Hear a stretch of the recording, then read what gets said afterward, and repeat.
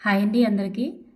దత్తాంశ సేకరణ పద్ధతులు మరియు శిశు వికాస అధ్యయన పద్ధతులు అంటే దీనికే ఇలా అడగొచ్చు. మూర్తిమత్వ అధ్యయన పద్ధతులు ఈ 3 కూడా ఒకటే. అంటే ఒక్కొక్క సైకాలజీ టెక్స్ట్ బుక్‌లో ఒక్కొక్కలా ఉంటుంది. కానీ ఆ పద్ధతులు మాత్రం ఒకటే. ఇవన్నమాట మనకి ఇప్పుడు ఇచ్చినటువంటి సిలబస్‌లో ఉన్నటువంటి పద్ధతులు ఇవి. సో ఇక్కడ నేను షార్ట్ కట్‌గా ఇచ్చాను మీకు. అన్నీ కూడా ఇప్పుడు బిట్స్ అనేవి రివిజన్ చేస్తామన్నమాట. బిట్స్ అనేవి ఒక 50 బిట్స్ వరకు మనం రివిజన్ చేస్తాం. ఫస్ట్ నేను షార్ట్ కట్‌గా ఇస్తున్నాను. ఇందులో ఉన్నటువంటి సైంటిస్టులు ప్లస్ బిట్స్ అన్నీ కూడా మనం ప్రాక్టీస్ చేయబోతున్నాం. చివరి వరకు చూడండి. మార్క్ వచ్చేటటువంటి బిట్స్ అన్నమాట ఇవి చాప్టర్. ఇక్కడ పరిశీలన అంటే ఏంటంటే ఒక సమయంలో జరిగినటువంటి సంఘటనను పరిశీలించడం. అది సహజంగా పరిశీలించడం లేదా వాళ్ళని ఒక చోట బంధించేసి అలా కూడా పరిశీలించడం. పరిశీలన రకాలు ఉంటాయి. మీరు డ్రాఫ్ట్ కాపీని చదవండి నీట్గా. మీరు చదివిన తర్వాత ఈ ప్రాక్టీస్ బిట్స్ అనేవి చాలా ఈజీగా చేయగలుగుతారు. పరిపృచ్ఛ అంటే ఏంటంటే విద్యార్థితో ముఖాముఖి సంభాషించి వాళ్ళకి ఇంటర్వ్యూ అంటాం కదా అదనమాట. ముఖాముఖి ఎదురెదురుగా కూర్చొని సంభాషించి సమాచారాన్ని రాబట్టడం. పర్యాలోచన పత్రికలు అంటే విద్యార్థి తమకి తామే సొంతంగా తమ యొక్క ఆలోచనలు ఉద్వేగాలని వాళ్ళంతటి వాళ్ళుగా నమోదు చేసుకోవడం. సంఘటన రచనాత్మక పద్ధతి అంటే ఒక విద్యార్థి బయట గ్రౌండ్లో కానీ లేకపోతే తన తోటి పిల్లలతో కానీ ప్రవర్తిస్తున్నప్పుడు ఏ విధంగా ప్రవర్తిస్తున్నాడు అంటే ఒక సంఘటన ఒక గొడవ జరిగినప్పుడు ఆ విద్యార్థి ఎలా ప్రవర్తిస్తున్నాడు లేదా ఒక పార్టీ జరుగుతున్నప్పుడు ఆ విద్యార్థి ఎలా ప్రవర్తిస్తున్నాడు అని ఒక ప్రత్యేక సంఘటనను నమోదు చేయడం. అంటే విద్యార్థి రోజంతా ఎలా ప్రవర్తిస్తున్నాడని కాకుండా ఒక ప్రత్యేక సంఘటనని గురించి నమోదు చేయడం సంఘటన రచనాత్మక పద్ధతి అవుతుంది. అదే ఒక విద్యార్థి ఒక రోజంతా ఎలా ప్రవర్తిస్తున్నాడు అన్ని సంఘటనలలో ఎలా ప్రవర్తిస్తున్నాడని ఒక క్రమ పద్ధతిలో నమోదు చేయడం. అన్ని సంఘటనలు నమోదు చేయడం అనేది వర్ణనలు కథనాలు కిందకు వస్తుంది. ప్రయోగ పద్ధతి అంటే ఒక వ్యక్తి ప్రవర్తనను అధ్యయనం చేయడంలో ఒక శాస్త్రీయమైన విశ్వసనీయమైన వస్తునిష్టత కలిగినటువంటి పద్ధతి అన్నమాట. ప్రయోగ పద్ధతి 3 రకాలుగా ఉంటుంది. ఏక సమూహ నమూనా పద్ధతి, భ్రమణ పద్ధతి, అలాగే బహుళ సమూహ నమూనా పద్ధతి అని 3 రకాలుగా ఉంటుంది. అది కూడా మీరు చదవండి.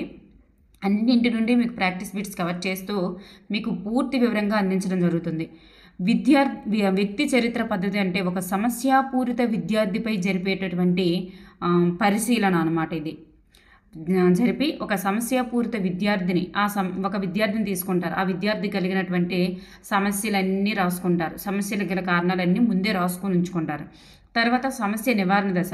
సమస్య ముందు గుర్తించే దశ, తర్వాత నివారణ దశ. ఈ రెండు రకాల దశలను కలిగి సమస్యాపూరితమైనటువంటి విద్యార్థి పైన మాత్రమే జరిపేటటువంటిది వ్యక్తి అధ్యయన వ్యక్తి చరిత్ర పద్ధతి అవుతుంది. నెక్స్ట్ నిర్ధారణ మాపని అంటే విద్యార్థి యొక్క లక్షణాంశాలను తెలుసుకోవడానికి అంటే ఏవైనా కొన్ని లక్షణాంశాలను తెలుసుకోవడానికి ఇందులో ఒక 5 లేదా 7 అంశాలతో ఉన్నటువంటి స్కేల్ ఉంటుంది. వాటిపైన అవును కాదు అలాంటి అన్నీ ఉంటాయన్నమాట. స్కేల్ పైన దానిని గుర్తించాల్సి ఉంటుంది. నిర్ధారణ మాపనలు కూడా 2 రకాలుగా ఉంటాయి. అలాగే దీర్ఘకాల పరిచ్ఛేద ఉపగమాలు. ఈ దీర్ఘకాల ఉపగమం పరిచ్ఛేద ఉపగమం అనేది 2 రకాల ఉపయోగాలు కాదు ఉపగమాలు అన్నమాట. ఇది సారీ ఫర్ దట్ ఉపగమాలు అయితే దీర్ఘకాల పరిచ్ఛేద ఉపగమాలు. దీర్ఘకాల ఉపగమం అంటే 2 విద్యార్థులను తీసుకొని లేదా మన ఇంట్లో ఉన్నటువంటి పిల్లలే అనుకోండి. ఒక తల్లికి పుట్టిన 2 పిల్లలు పుట్టినప్పటి నుండి వాళ్ళు యుక్త వయసుకు వచ్చే వరకు కూడా ఎక్కువ కాలం 2 విద్యార్థులను తీసుకొని ఎక్కువ కాలం పరిశీలించడం అన్నమాట. అలా వచ్చేది దీర్ఘకాల ఉపగమం. పరిచ్ఛేద ఉపగమం అంటే ఒకే వయసుకు సంబంధించినటువంటి 10 మందిని తీసుకోవడం. ఒక 8th క్లాస్ చదివేటటువంటి ఒక 10 మందిని తీసుకొని ఒక సంవత్సరంలోనే వాళ్ళ యొక్క ప్రవర్తనలను నమోదు చేయడం అనేది పరిచ్ఛేద ఉపగమం అవుతుంది. ఇది ఎక్కువ కాలం తీసుకునేది దీర్ఘకాల ఉపగమం. ఇలా మీకు ఉంటుంది. సో దీనికి సంబంధించినటువంటి ప్రాక్టీస్ బిట్స్ ఇప్పుడు చూద్దాం. ఫస్ట్ బిట్ మనం చూస్తే బాలల అధ్యయనంకు సంబంధించి 1774లో తన 3.5 సంవత్సరాల కుమారుడిని గురించి శాస్త్రీయంగా నమోదు చేసిన వారు ఎవరు? The right answer is option B is right answer, Pestalozzi. బాలల అధ్యయన పితామహుడు ఎవరు? మనకి ముఖ్యాంశాలు ఉంటాయి కదా డ్రాఫ్ట్ కాపీలోనే, లెసన్ అంతా అయిపోయిన తర్వాత వెనకాల ముఖ్యాంశాలు అక్కడ ఉంటుంది, చూడండి బాలల అధ్యయన పితామహుడు ఎవరు అని. సో ఆప్షన్ నెక్స్ట్ ఇక్కడ కూడా ఉంది, అంటే ఇక్కడ ఉంటూ అక్కడ ఎక్స్ట్రాగా క్వశ్చన్ కూడా స్పెషల్గా వేశారు, Stanley Hall. Next one, contents of children's mind on entering school అనే గ్రంథాన్ని రాసిన వారు ఎవరు? Contents of children's minds on entering school అనే గ్రంథాన్ని రాసిన వారు. Option A is right answer, Stanley Hall. బాలల అధ్యయనంలో ప్రసిద్ధి పొందినటువంటి శాస్త్రవేత్తగా పేరొందిన వారు ఎవరు? బాలల అధ్యయనంలో ప్రసిద్ధి పొందిన శాస్త్రవేత్తలు ఎవరని వెనకాల మనకి ముఖ్యాంశాల దగ్గర అడిగారు క్వశ్చన్స్. అప్పుడు నేను ఎక్కడుంది ఈ బిట్ అని అనుకున్నాను, జస్ట్ తర్వాత మనకి ఆ స్టోరీలో ఉంటుంది. బాలల అధ్యయనంలో ప్రసిద్ధి పొందిన శాస్త్రవేత్తలు ఎవరంటే వీళ్ళు ముగ్గురు, Elizabeth Hurlock, Gesell, Stanley Hall. Elizabeth Hurlock, Gesell, Stanley Hall. So option D is right answer. Next one, పరిశీలన అంటే ఒక సమయంలో జరిగేటటువంటి సంఘటనలను ఒక క్రమ పద్ధతిలో అధ్యయనం చేయడం అని నిర్వచించిన వారు ఎవరు? చూడండి, ఒక క్రమ పద్ధతిలో అధ్యయనం చేయడం అని నిర్వచించిన వారు Young. Option B is right answer, Young. పరిశీలన అంటే దత్తాంశ సేకరణ కొరకు ఉద్దేశ్యపూర్వకంగా కొన్ని విషయాలను పరీక్షించడం అని నిర్వచించిన వారు ఎవరు? ఉద్దేశపూర్వకంగా. చూడండి ఇక్కడ ఈయన యొక్క నిర్వచనంలో ఇది పరిశీలనమే, కానీ ఒక క్రమ పద్ధతిలో అధ్యయనం చేయడం అనేటటువంటి ఆన్సర్ ఉంటుంది ఇక్కడ. ఒక క్రమ పద్ధతిలో అధ్యయనం చేయడం అంటే, ఒక క్రమ పద్ధతిలో అధ్యయనం చేయడం అనేది యంగ్ ఇచ్చినటువంటి నిర్వచనంలో మనకు కనిపిస్తుంది. ఉద్దేశపూర్వకంగా పరీక్షించడం అనేది అట్కిన్సన్ ఇచ్చేటటువంటి నిర్వచనంలో మనకి కనిపిస్తుంది. అట్కిన్సన్ ఇచ్చేటటువంటి నిర్వచనంలో మనకి కనిపిస్తుంది.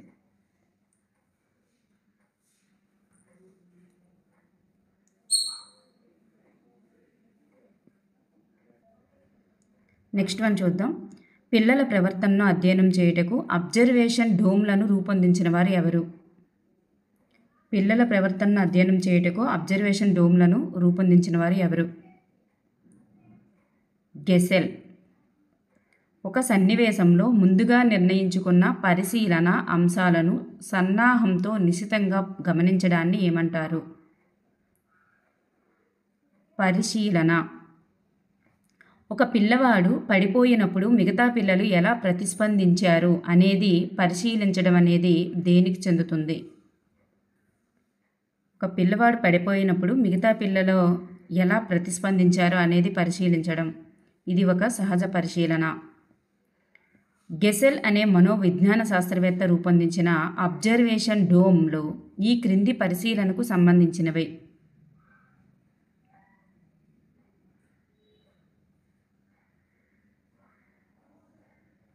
సహభాగేతర పరిశీలన. పరిశీలకుడు సన్నివేశంలో భాగస్వామి అయి పరిశీలించడాన్ని ఏమంటారు?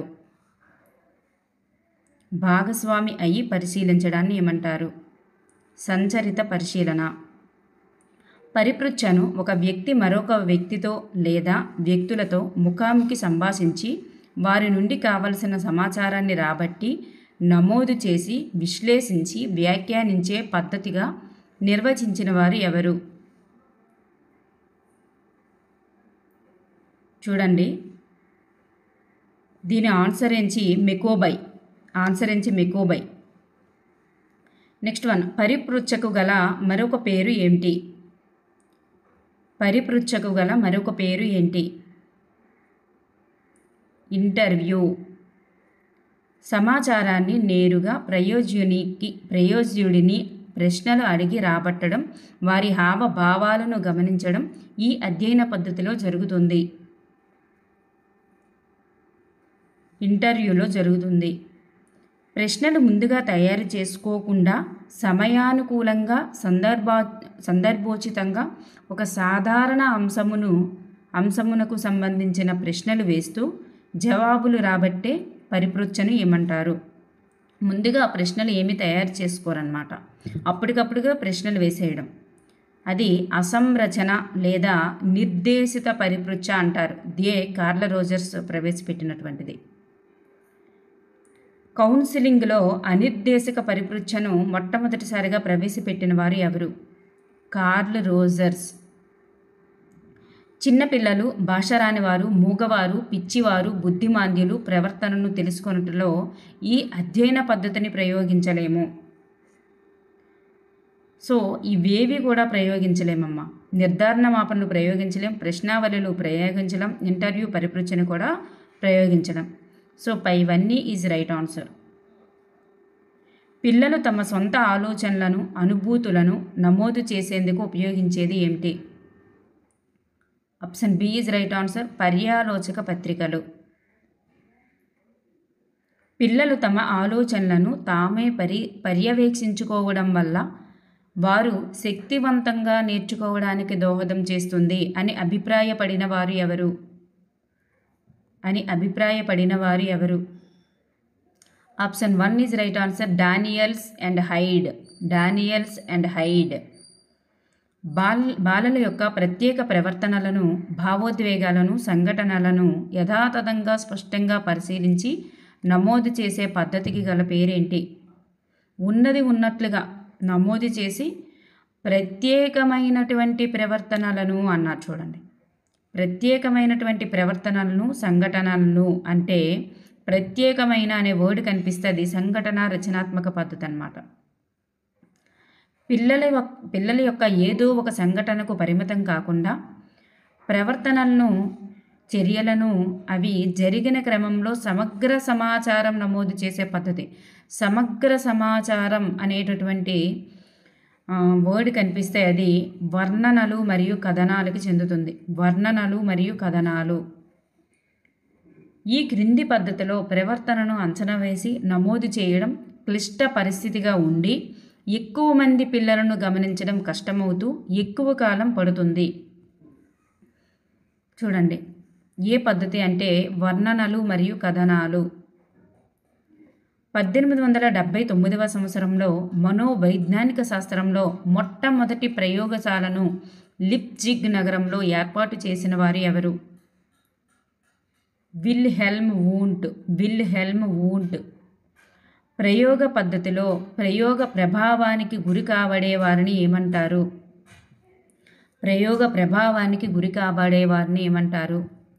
ప్రయోజ్యుడు అంటారు.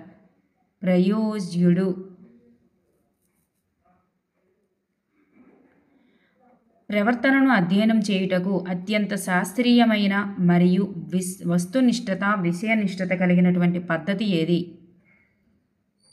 ప్రయోగ పద్ధతి. ఉద్దీపన, ప్రతిస్పందనల సంబంధమును శాస్త్రీయంగా పరిశీలించి, విశ్లేషించి వ్యాఖ్యానించే పద్ధతి ఏంటి? ఉద్దీపన మరియు ప్రతిస్పందనలు.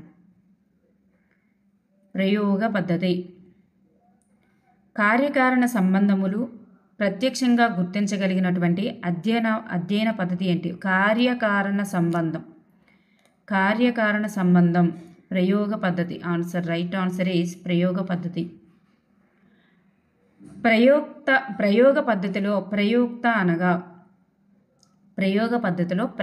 అనగా ప్రయోగం చేసే వ్యక్తి మరియు ఉద్దీపనలు ప్రవేశపెట్టే వ్యక్తి. So option B and C is right answer. ప్రయోగం చేసే సమయంలో ప్రయోక్త తన ప్రయోగానికి అనుగుణంగా మార్చే శరం ఏది? లేదా ప్రయోక్త ఆధీనంలో ఉండి ప్రయోగంలో ప్రయోక్త స్వతంత్రంగా ప్రవేశపెట్టే చరం ఏది? రెండింటికి ఆన్సర్ ఒకటే, స్వతంత్ర చరం. ప్రయోగ పద్ధతిలో ఫలితం పాత్ర పోషించేది ఏంటి? దానినే మనం పరతంత్ర చరం అంటారు. పరతంత్ర చరం లేదా ప్రతిస్పందన చరం. స్వతంత్ర చరానికి పేరేంటి? ఉద్దీపనా చరం అంటారు. దీనికి ప్రతిస్పందన చరం అంటారు. సో ఇక్కడ ఫలితం పాత్ర పోషించేది ప్రతిస్పందన చరం. ఉద్దీపన చరం నుంచి కారణం పాత్ర పోషిస్తుంది. కారణం పాత్ర ఇది ప్రతిస్పందన అనేది ఫలితం పాత్ర పోషిస్తుంది. కారణము ఫలితముల మధ్య ఖచ్చితమైన సంబంధమును గుర్తించాలంటే ప్రయోక్త నియంత్రించవలసినటువంటి చరం ఏంటి? జోక్య చరం లేదా మధ్యస్థ చరం.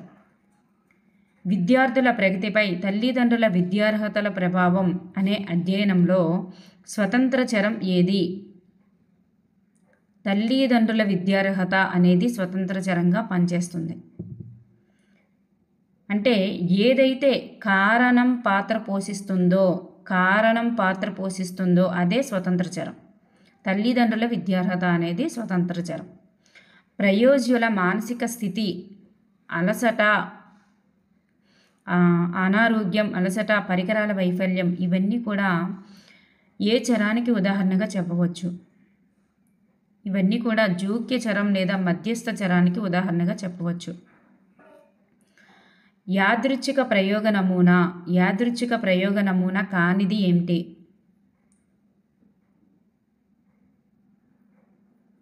ఈ మధ్యస్థ నమూనా అనేది కాదు. యాదృచ్ఛిక ప్రయోగ నమూనా అనేది 3 రకాలు. ఏక సమూహ నమూనా, భ్రమణ నమూనా, పరిభ్రమణ లేదా భ్రమణ నమూనా, బహుళ సమూహ నమూనా. ఒకే సమూహంపై ఒకసారి స్వతంత్ర చరాలను ప్రవేశపెట్టి మరోసారి స్వతంత్ర చరాల ప్రభావం లేకుండా చేసి ఫలితంలో తేడాను తెలుసుకున్నట్లయితే ఆ నమూనా ఏ రకమైనది? అంటే ఒకసారి స్వతంత్ర చరాన్ని మరొకసారి స్వతంత్ర చరాల ప్రభావం లేకుండా ఫలితంలో తేడాని తెలుసుకున్నట్లయితే ఇది ఏ రకమైనటువంటి నమూనా అంటే ఇది ఏక సమూహ నమూనా. ఒక సమూహాన్ని తీసుకుంటారు. ఒకే సమూహం అని పేర్లోనే ఉంది కదా, ఒక సమూహాన్ని తీసుకొని ఒకసారి స్వతంత్ర చరం ప్రవేశపెడతారు, ఇంకోసారి ప్రవేశపెట్టరు. నెక్స్ట్ వన్, రెండు సమూహాలను ఎంచుకొని రెండు సమూహాలపై స్వతంత్ర చరాలను మార్చి ప్రయోగం చేసే ఫలితాలను రాబట్టేటటువంటి నమూనా. దీనినే పరిభ్రమణ నమూనా అంటారు. పరిభ్రమణ నమూనా లేదా భ్రమణ నమూనా అంటారు. రెండు సమూహాలు అని పేర్లోనే ఉంది. మూర్తిమత్వ అంచనా పరీక్షలలో మిక్కిలి తరచుగా ఉపయోగించేటటువంటి నమూనా చూడండి. ఏక సమూహ నమూనాలో ఒకే సమూహం, పరిభ్రమణ నమూనాలో 2 సమూహాలు, బహుళ నమూనాలో 3 సమూహాల పైన చేస్తారన్నమాట. సో ఇక్కడ రైట్ ఆన్సర్ ఈజ్ మిక్కిలి తరచుగా ఉపయోగించే పద్ధతి ఏంటంటే ప్రశ్నలలో రూపొందించినటువంటి పత్రాన్ని ప్రయోజనిచే స్వయంగా పూర్తి చేయించడం ద్వారా సమాధానాలు రాబట్టేటటువంటి సాధనమే ప్రశ్నావళి అని నిర్వచించిన వారు ఎవరు? ప్రశ్నలలో రూపొందించిన పత్రాన్ని ప్రయోజనిచే స్వయంగా పూర్తి చేయించడం ద్వారా సమాధానాలు రాబట్టే సాధనమే ప్రశ్నావళి అని నిర్వచించిన వారు గుడ్ అండ్ హార్ట్. అయితే ఇక్కడ సాధనం ఏది అని ప్రశ్నించాం మనం. మీకు 2 ప్రశ్నలు కవర్ అయ్యేటట్లుగా ఇక్కడ ఇచ్చానమాట. ప్రశ్నావళి ఇలా రాబట్టే సాధనం ప్రశ్నావళి. ఈ బ్లాంక్లో ప్రశ్నావళి అనేది వస్తుంది. దీన్ని నిర్వచించిన వారు Goode and Hatt. Next 16 PF ప్రశ్నావళిని రూపొందించిన వారు ఎవరు? R B Cattell. ప్రశ్నకు ఎదురుగా ఇవ్వబడిన ప్రత్యామ్నాయాలలో ఒకటి తప్పనిసరిగా ఎన్నుకునేటటువంటి ప్రశ్నావళి ఏది? ఒకటి తప్పనిసరిగా ఎన్నుకోవాలి. ఇచ్చినటువంటి ప్రత్యామ్నాయాల్లో ఒకటి తప్పనిసరిగా ఎన్నుకునే ప్రశ్నావళి నిర్ధారిత. ఈ స్వేచ్ఛాపూరిత ప్రశ్నావళిలో అక్కడ ఆప్షన్స్ ఉండవు. ఎస్ఏ రైటింగ్ టైప్లో మనం వ్యాసరూప ప్రశ్నల టైప్లోని మనకు వాళ్ళ యొక్క అనుభవాలు అన్నీ కూడా స్వేచ్ఛాపూరితంగా రాసుకోవచ్చు. ఇక్కడ ఇచ్చినటువంటి ఆప్షన్స్నే ఎంచుకోవాలి. నిర్ధారిత ప్రశ్నావళి ఇవి 2 రకాలన్నమాట. సమస్యపూరిత విద్యార్థికి సంబంధించి సమగ్ర విచారణ జరిపి ఒక వ్యక్తి సమస్యను నివారించేందుకు ఉపయోగపడేటటువంటి పద్ధతి వ్యక్తి చరిత్ర పద్ధతి అని పేర్కొన్నవారు. చూడండి, వ్యక్తి చరిత్ర పద్ధతి అనేది సమస్యాపూరిత విద్యార్థిపైనే జరుపుతాము.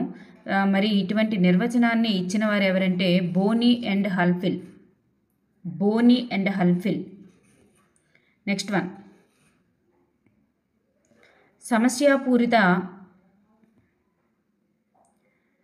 సమస్య నిర్ధారణ దశ మరియు సమస్య నివారణ దశ కలిగి ఉండేటటువంటి దశ ఏది? సమస్య నిర్ధారణ దశ, సమస్య నివారణ దశ కలిగి ఉండేటటువంటి దశ ఏది? వ్యక్తి చరిత్ర పద్ధతి లేదా వ్యక్తి అధ్యయన పద్ధతి. వ్యక్తి చరిత్ర పద్ధతి లేదా వ్యక్తి అధ్యయన పద్ధతి. బాలల యొక్క లక్షణాంశాలను 5 లేదా 7 బిందువుల స్కేల్ ఆధారంగా తెలుసుకోవడానికి ఉపయోగపడేది ఏంటి? లక్షణాంశాలు అనే వర్డ్ కనిపిస్తుంది, నిర్ధారణ మాపని అవుతుంది. క్రింది వానిలో నిర్ధారణ మాపని ఏది? క్రింది వానిలో నిర్ధారణ మాపని ఏది? ఇవన్నీ కూడా నిర్ధారణ మాపనలే. The Vineland social maturity scale, the Fels parent behavioural scale, Wittenborn's psychiatric rating scale. ఇవన్నీ కూడా నిర్ధారణ మాపనలే. సో ఇవన్నీ కూడా రైట్ ఆన్సర్. పిల్లల యొక్క చలన ప్రజ్ఞ మూర్తిమత్వ వికాసములను అంచనా వేయుటకు దీర్ఘకాల ఉపగమనంను అనుసరించి తన అధ్యయనంలో 25 మంది పిల్లలను పుట్టినప్పటి నుండి 2 సంవత్సరాల వయసు వచ్చే వరకు అధ్యయనం చేసి చలన వికాసంలో క్రమాన్ని గుర్తించిన వారు ఎవరు? ఇక్కడ ఆప్షన్స్ స్కిప్ అయ్యాయి.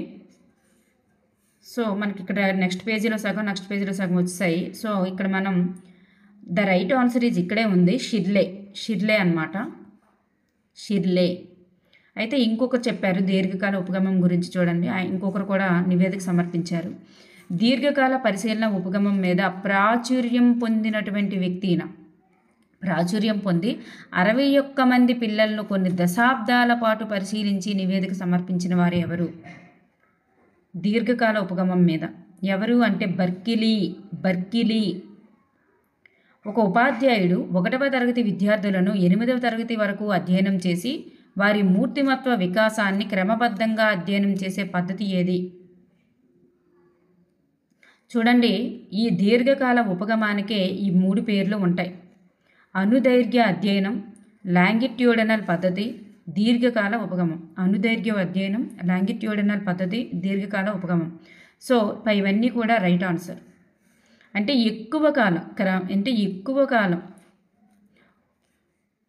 1వ తరగతి నుండి 8వ తరగతి వరకు అంటే కొన్ని సంవత్సరాలు అధ్యయనం చేసినట్టే కదా, ఇలా ఎక్కువ కాలం గడిచిందనమాట. నెక్స్ట్ వన్, కౌమార దశలోని ఉద్వేగ వికాసం అధ్యయనం చేయుటకు 12 సంవత్సరాల మొదలుకొని 21 సంవత్సరాల వయసు గల బాలురందరినీ, అంటే వీళ్ళందరినీ తీసుకున్నాడు. అంటే అన్ని సంవత్సరాల వాళ్ళని తీసుకొని ఒక సమూహంగా ఎంచుకొని 1 సంవత్సరం పాటు అధ్యయనం చేశారు. దీనిని ఏమంటారంటే క్రాస్ సెక్షనల్ పద్ధతి, పరిచ్ఛేద ఉపగమం, సమాంతర అధ్యయనం అంటారు. సో ఇవన్నీ కూడా వీటికి రైట్ ఆన్సర్ అవుతుంది. అంటే ఈ పేర్లన్నీ కూడా దీనికి సంబంధించినవే. క్రాస్ సెక్షనల్ పద్ధతి, పరిచ్ఛేద ఉపగమం, సమాంతర అధ్యయనం. So thank you everyone. నచ్చితే లైక్ చేయండి.